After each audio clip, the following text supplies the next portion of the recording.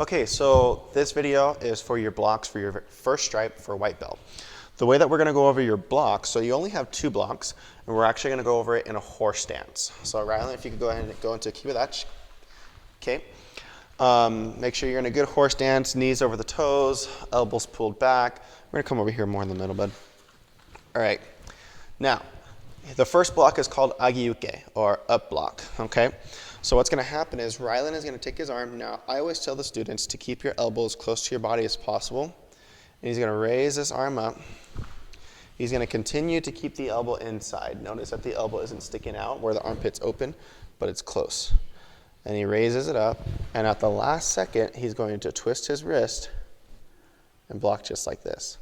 Now, you will notice that an up block and a horse stance and an up block and a front stance are a little different, okay? But for right now, this is what you want to do for your up block, okay? And 2. Good. Alrighty. Now, as he switches, we're going to move nice and slow. 3. Notice how he keeps his hand that was blocking, his left hand that was blocking, he's going to pull it back to his hip. As he does that, he brings this wrist in, and he drops his elbow straight down. His other hand starts to move simultaneously as well. Notice that he keeps his elbows close to his body the entire time, because as he's doing that, he's protecting his center. He's protecting his body. If he didn't do that and he stuck this arm out, he's wide open, all right? So already nice and slow, go. Keeps that in, keeps the elbow in. So what I always tell the students, go back, is just to drop the elbow right away. Go ahead and drop the elbow down. There we go. Twist the wrist so your fingers are looking at you. Cross your arm and flip it up. Good. So you notice this hand finished its position and was set. At the same time, this hand set and settled in its position as well. So everything is simultaneous. And just nice and relaxed. You don't have to go slow motion, but nice and relaxed. Go. Good. One more time. Go. Good. Full speed. 1, 2, 3, 4, and 5. Good. Okay, hands to your side. So that's your up block, your Agi-uke. Okay, and like I mentioned before, we typically do this in a horse stance. Okay, so for your down block, when you start your very first down block, go ahead and bring your right hand up to the opposite shoulder. You're nice and relaxed. Good. So what I like to recommend to the students is to take the pinky, the knuckle of the pinky, and place it on your opposite shoulder. Okay, so your fist is kind of vertical right now, right? And you'll understand why in a second. Now he's going to bring the hand down, and as he scoops his hand down, he's actually making contact with the top of the forearm, so he's using both the radius and the ulna, both bones in the forearm, to make contact. Then at the last second, just like on the up block, he twists that wrist to open up. So it's kind of creating this torque. In Japanese, we call that furi, okay?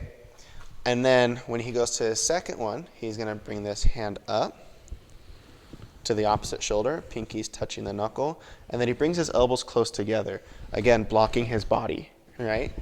And then bring it down, good, as he pulls the other hand back, and he sets into position. So turn toward me, Rylan. All right, go ahead and bring this hand up. So if Ryland didn't have his pinky touching his opposite shoulder and his fist was flat like this versus this, so his fist is horizontal versus vertical, and he were to hit straight down here, he's hitting bone to bone, right? And that hurts, right? And the theory is what would be stronger, one stick alone or a bundle of sticks together, right? So what would be stronger, one bone alone, or 2 bones together? That's the theory. Plus, now I'm not hitting bone to bone, and I get to add rotation to it.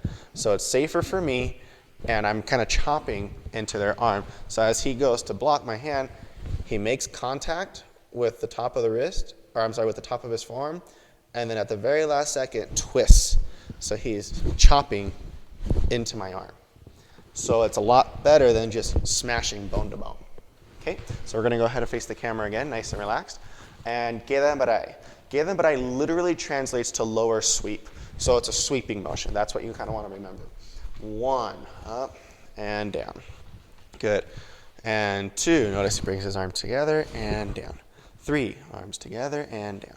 4 and 5. Okay, let's do 3 of them full speed. 1, 2, and 3. Good job, and relax. Okay, so those are your blocks for your white belt. Good job, guys.